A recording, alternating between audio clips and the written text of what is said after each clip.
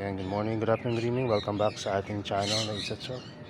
So ngayon ay umaga at hindi pa sumisikat yung araw o humikat na pero natabunan ng ulap. And so dahil sa east, so ayan, ito ang parameters ay 85 yung humidity at yung temperature ang baba ngayon. Ramdam ko rin sa baba 22. Bihira yan mangyari dito sa amin. Binibiro ko nga si Missy, siguro dahil naparami yung ano natin ng Sphagnum sa 22 and 85. So hindi to normal sa amin na ganito kalamig. Tapos 85 yung humidity. Tingnan natin dito ha. Dito naman kaya banda sa mga dito naman natin dito namang 85 pa rin dito kasi kabilang side lang. Okay, ayan. So ito pala yung mga halaman natin. Tapos sinry cooling, i-outdoor, si Siberia kung kakayanin. So talaga pala na itong ano, giant talaga pala to. Green giant.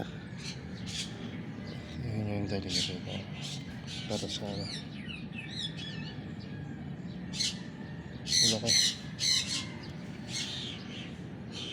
So ayan, ganun lang rin, 85 o 84.9.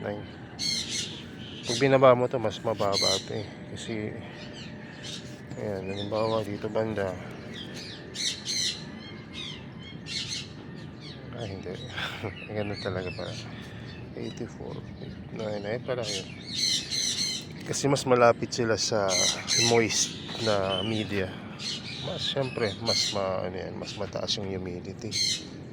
Nag-upgrade na si Melody Shark. Galing, very good. Magandang pang post. Melody talaga yung parang note, music note. Tapos dali natin dito.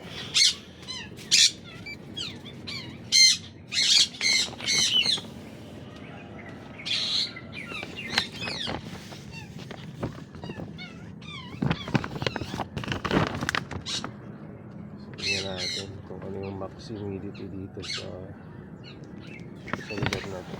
Pero lang naman yung mga netentes natin na lowlands, intermediate, pati highland magkakasama na.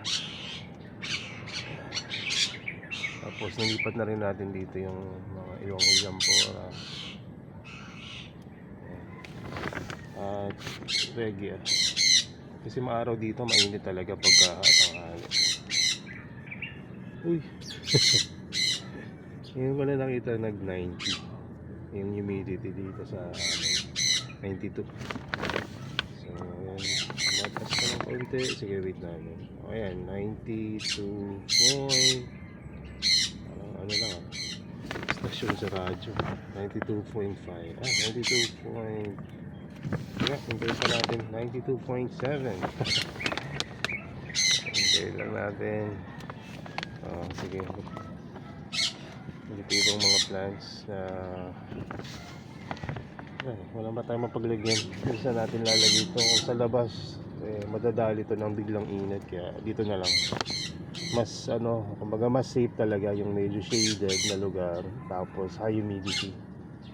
Pag sa outdoor, ang makakaya talaga niyan yung mga pang outdoor na na halimbawa matitibay like BFT and Capensis and Adelaide, kaya rin yan. Tapos mga lowlands basta wag hayang matuyo. 93.5 tumaas pa tumataas pa nga. So basta nandiyan yung niya 93. Sasa dito naman sa butas natin yung landsat. Dito ko na padadaanin sa butas kasi at ipatong na natin dito sa yung mahuhulog. Ayan.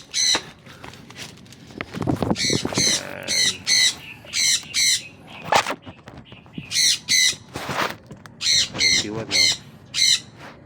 91. Ipasok na natin yung kamay natin. Tapos tayo mag-focus.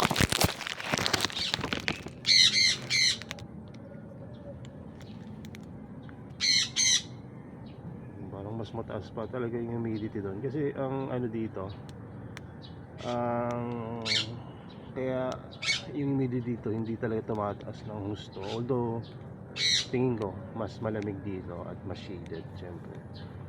Kasi may butas na malaki doon sa taas. Eh dito sa kabila, bawat gilid lang. Kaya yung gitna nito, mas mababa yung humidity. So yan. Dito yung mga prolifera. Andyan yung mga Ipsipalotus, Andromeda, Darlingtonia, at ibang mga nepenthes like yung Lechiae, galing yan sa Grindelwald.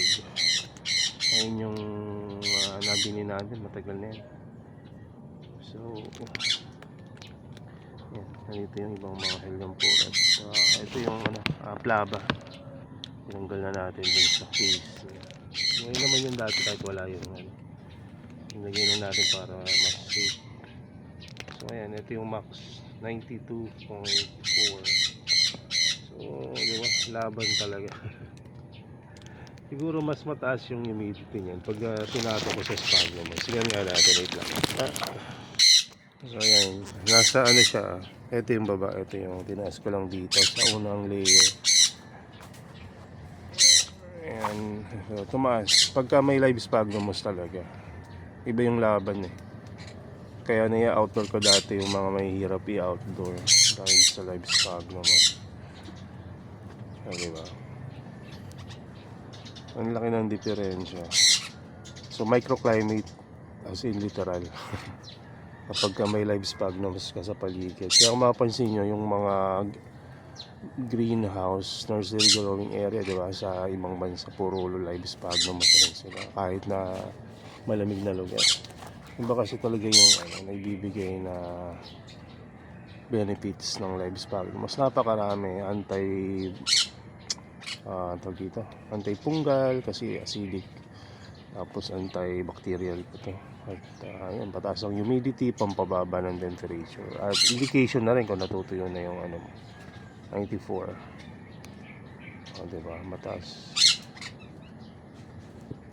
Lalo na siguro kung kadidilig lang yan. Pero ayan, ayun yung natural na kanilang talagang gamit. Ayan, isa na natin. May butas pa dito. Pero okay lang, hindi ko natatakpan to para may singawan pa rin dito sa baba. So, mahalaga na meron tayong ganito. Dati wala naman. Kapa-kapa lang. So, pag-acquire tayo ngayong taon, tagal rin, 6 years. Hindi tayo gumagamit ng hygrometer. Tingin-tilingin lang sa kung anong sabihin ni Google, sa weather app, windy. Lalagyan natin dito baka madiligan itong mga gadgets natin Dito natin lagay gilid. So ayan, nag-germinate na rin pala yung Philippinensis. Natawa ko kasi nag-germinate yung mga ibang ano bang tawag yan? Pansit-pansitan. Pero hindi pa nag-germinate yung ano ba yung aten, ex-aten. At wala nag-germinate kahit isa dun sa binigay sa atin. Ang tataas na nito. Anyway, ganun talaga. Matanda na Paso na yung mga seeds na ibinigay sa atin. Pero okay lang. At least tinry natin.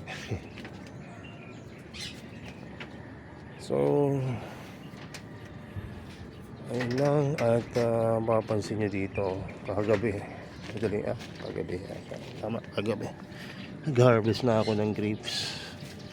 Yung iba pinakain ko sa alaga ko, yung iba kinain ko. Medyo maasin kasi ito. Manggawa ng wine. Kita niyo ba yun?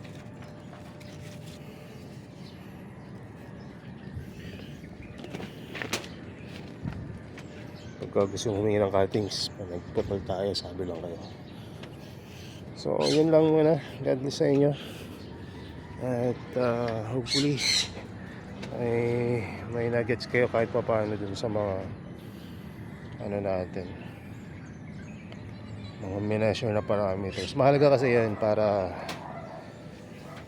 baga hanap rin kayo ng parameters na maganda dyan sa lugar nyo paglalagyan. Yung may morning sunlight, may pool sun, at yung madalas nyo mapupuntahan kasi aanuhin nyo yung magandang lugar, hindi nyo naman madalaw, diba? So maganda kasi monitor nyo, at kapag wala kayong ginagawa, makatambay kayo doon at makikita nyo kung okay lang yung mga halaman nyo. So yun lang po. Daming mulberry ngayon.